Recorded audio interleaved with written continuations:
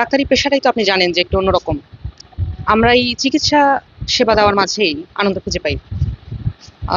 বিশেষ করে আমাদের মুসলিম ধর্মাবলম্বী যারা কলিগ আছেন, তারা যেন তাদের এই যে উৎসব, এটা যেন আনন্দের সঙ্গে কাটাতে পারেন। সেই জন্য আমরা এখানে আছি হাসপাতালে 24 ঘন্টা ডিউটিরত অবস্থায়। গত ঈদেও আমি ছিলাম, এবারেও আছি যথারীতি। ঈদের মধ্যে আমার কলিগ, মুসলিম কলিগ যারা আছে, ওনাদের ঈদের আনন্দ যাতে ওনারা পরিপূর্ণভাবে উপভোগ করতে পারে, এজন্য অতিরিক্ত দায়িত্ব হিসাবে আমি এখানে কর্মরত আছি। আজকে ঈদের দিনে এখানে আমি ডিউটি পালন করতেছি।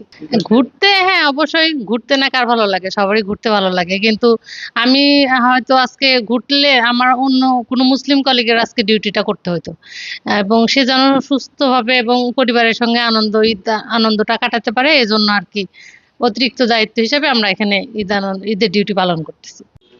ছুটি পাইনি, খারাপ লাগে, কিন্তু সবার তো আর ছুটি দেওয়া সম্ভব হয় না।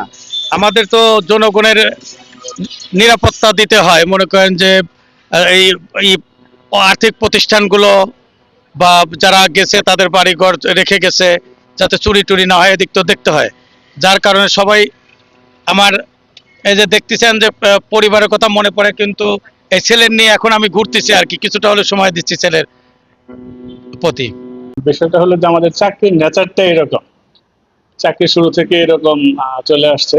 কোনো ঈদে যাইতে পারি, বেশিরভাগ ঈদে যাওয়া হয় না।